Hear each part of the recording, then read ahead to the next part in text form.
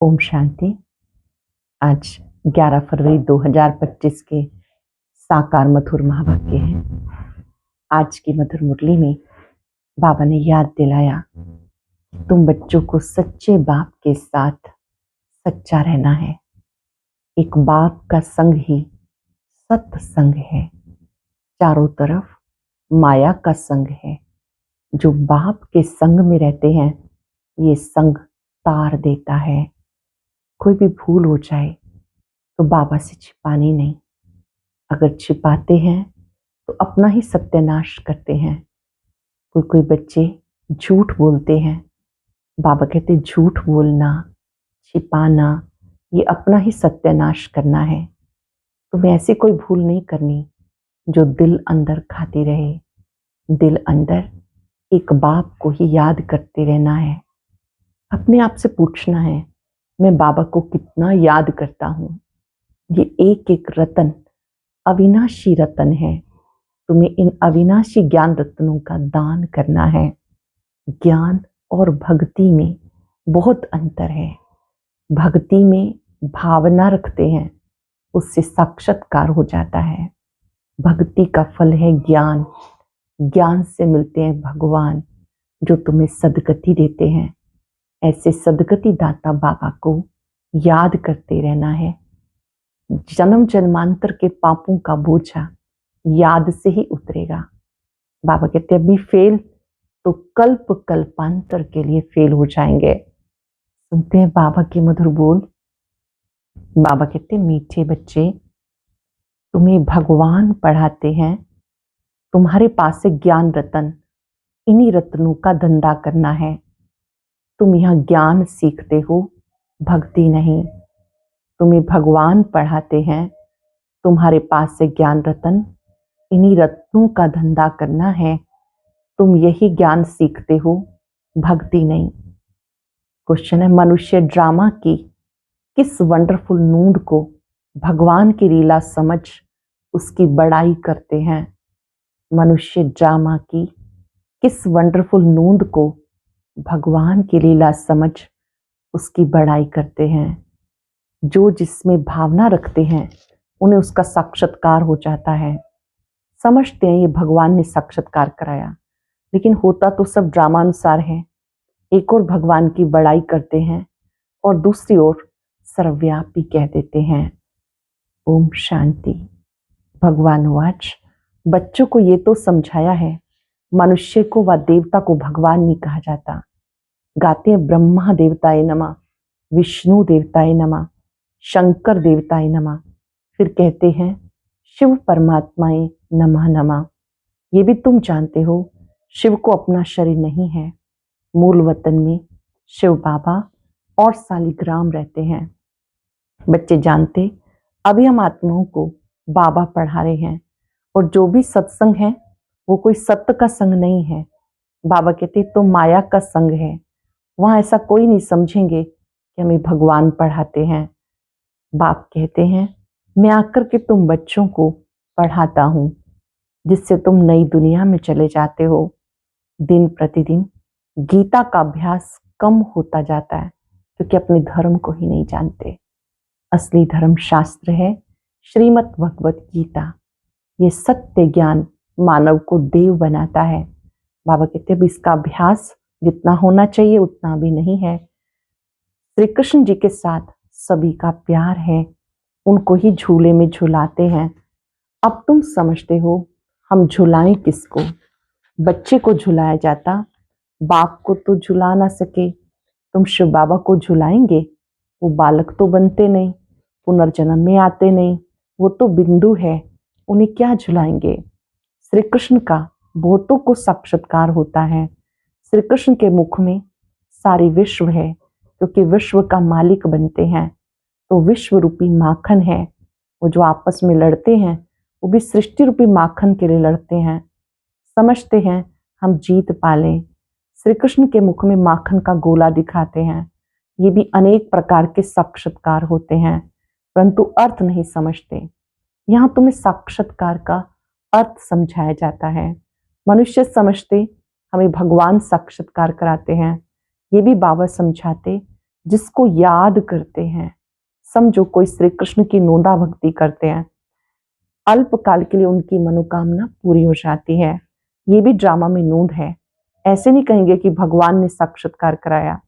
जो जिस भावना से जिसकी पूजा करते हैं उनको वो साक्षात्कार होता है। ये ड्रामा में नोंद है। ये तो भगवान की बड़ाई की है कि वो साक्षात्कार कराते हैं। एक तरफ इतनी बड़ाई भी करते हैं, दूसरी तरफ कहते हैं पत्थर ठिक्कर में है। कितनी अंधश्रद्धा की भक्ति करते हैं। समझते हैं श्री कृष्ण का साक्षात्कार हुआ, श्री कृष्णपुरी में हम जरूर जाएंगे, परंतु श्री कृष्णपुरी आए कहां से, ये सब राज बाबा तुम्हें समझाते हैं। श्री कृष्णपुरी की स्थापना हो रही है, ये कंसपुरी है। कंस, अकासुर, बकासुर, कुंभकर्ण, रावण, ये असुरों के नाम है। कंस, अकासुर, बकासुर, कुंभकर्ण, रावण, ये सब असुरों के नाम हैं। शास्त्रों में क्या क्या लिखा ये भी समझाना है। गुरु दो प्रकार के हैं। एक है भक्ति मार्ग के गुरु, वो भक्ति ही सिखाते हैं।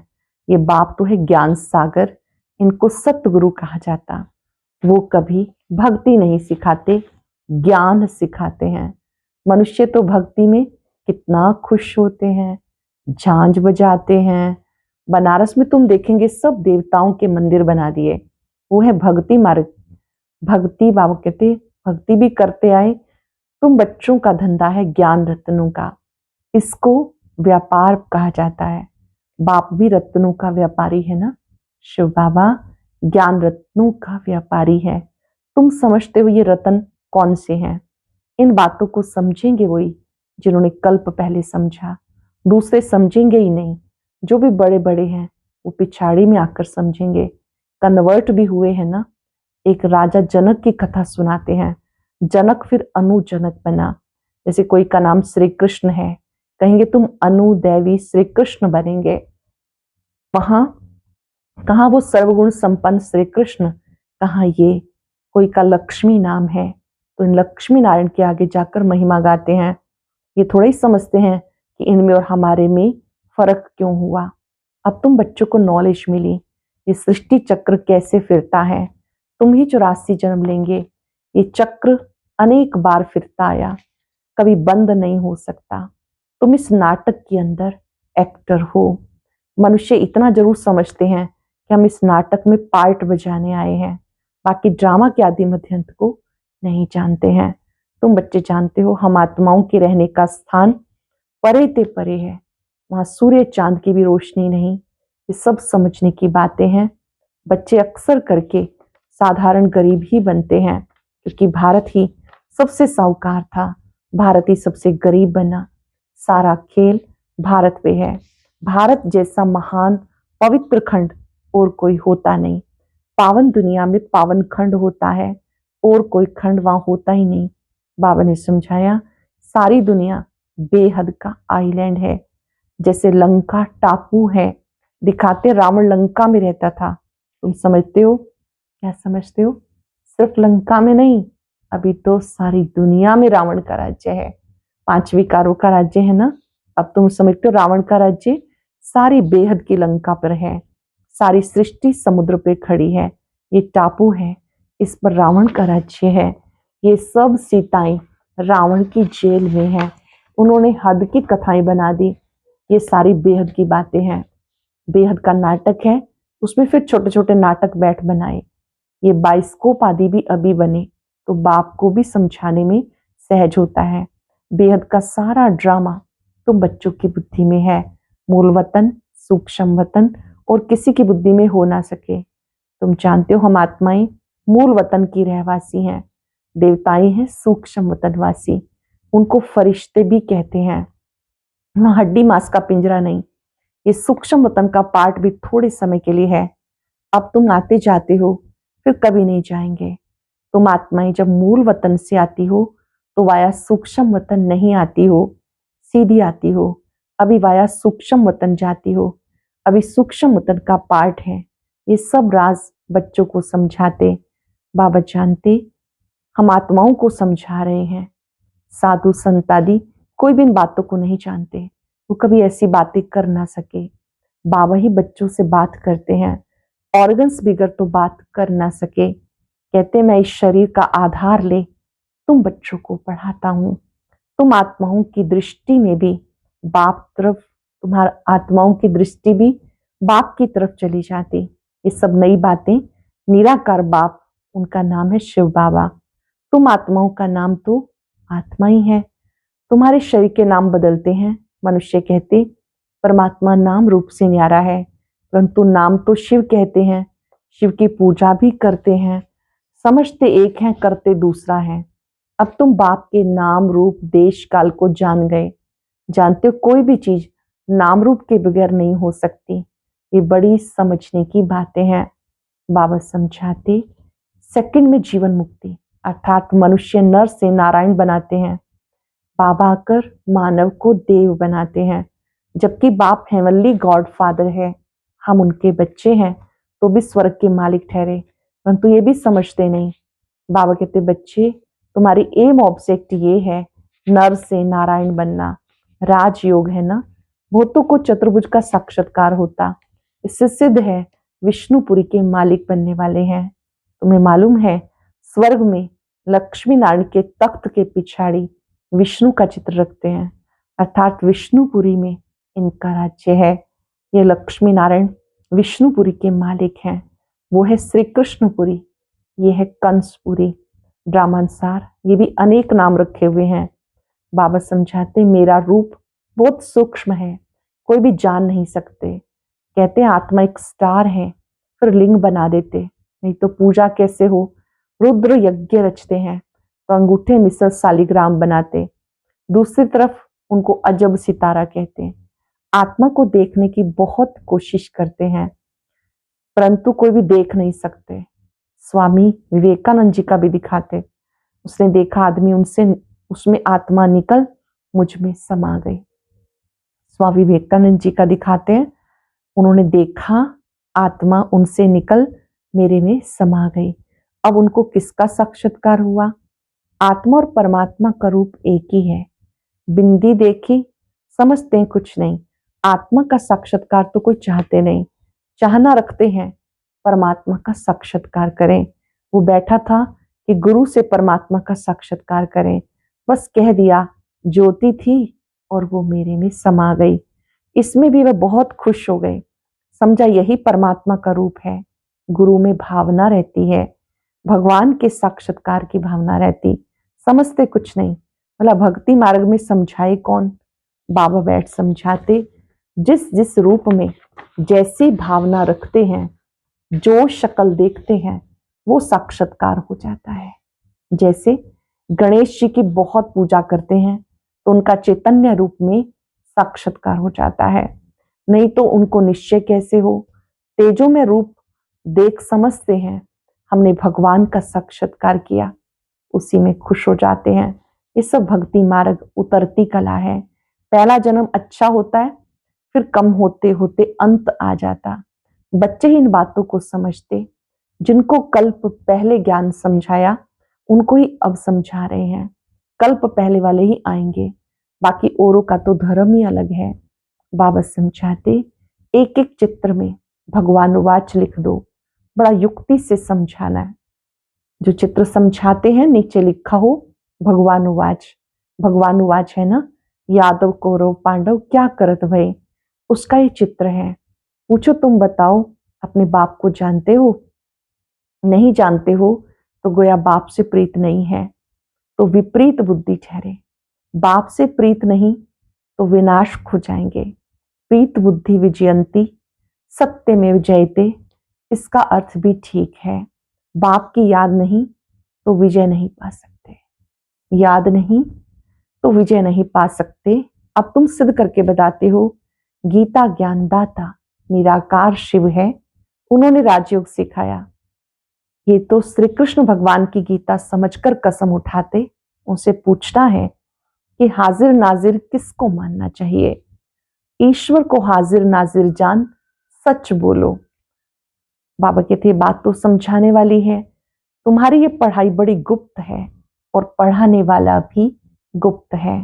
तुम जानते हो हम नई दुनिया में जाकर ये बनेंगे।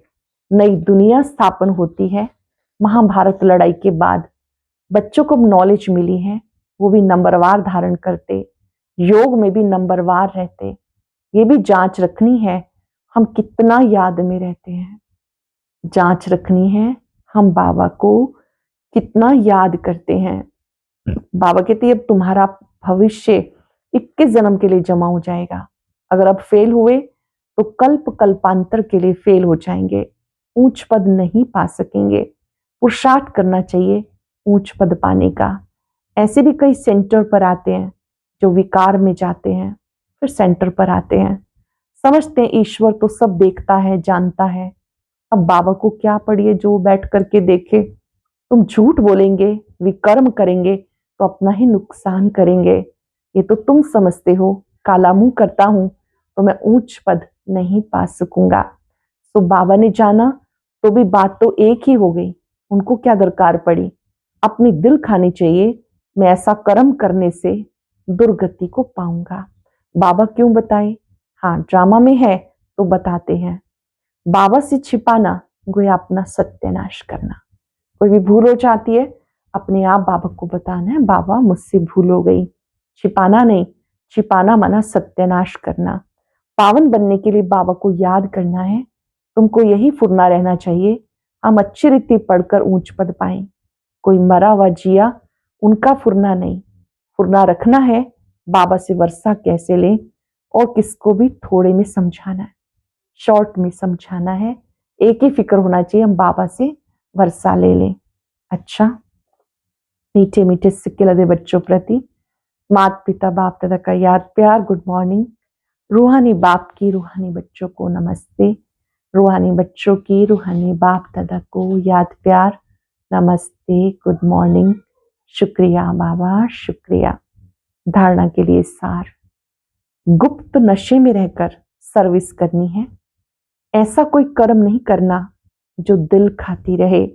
अपनी जांच करनी है हम बाबा को कितना याद करते हैं।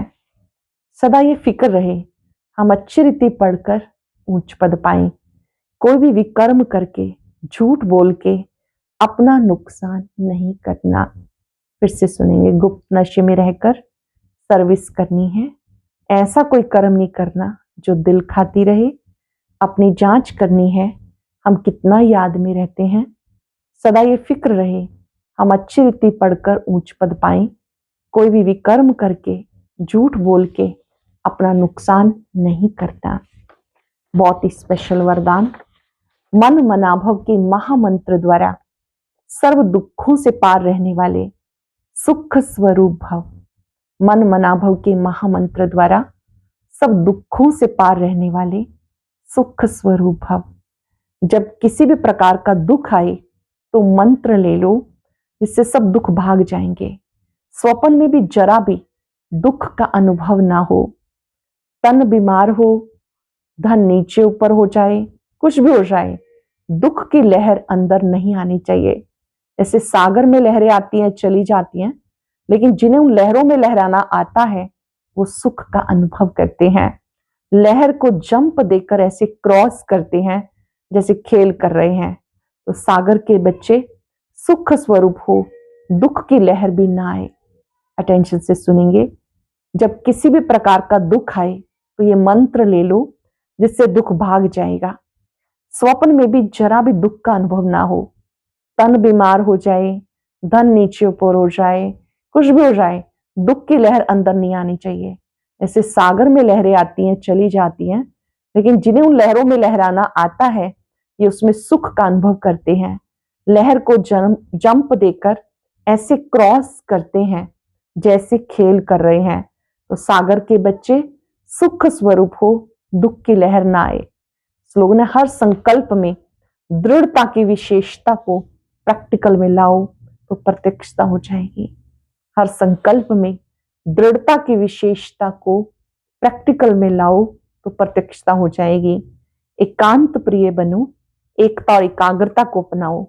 स्वोन्नति में, सेवा की उन्नति में एक ने कहा दूसरे ने हाँ जी किया, ऐसे सदा एकता और दृढ़ता से बढ़ते चलो। एक ने कहा दूसरे ने हाँ जी किया, ऐसे बढ़ते चलो।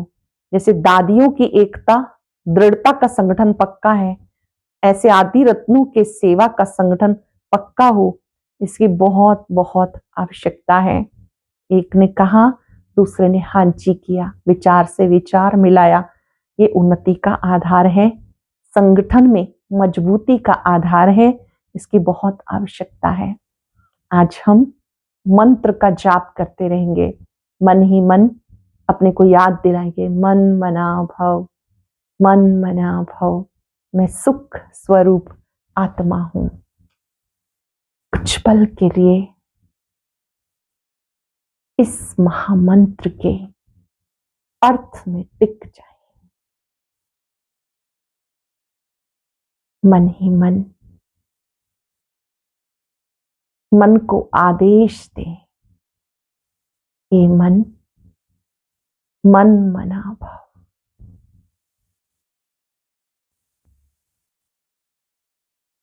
एक की लगन में मगन हो जाओ।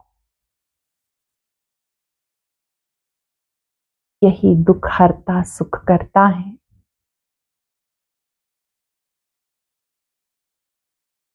यही है जो सदगति दाता है, पतित पावन है, सुखों के भंडार है।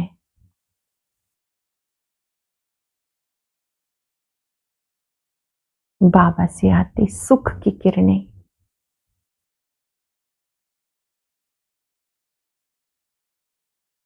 मुझे सुख से भरपूर कर रही हैं। यही सुख सर्वात्माओं तक पहुंचाना है।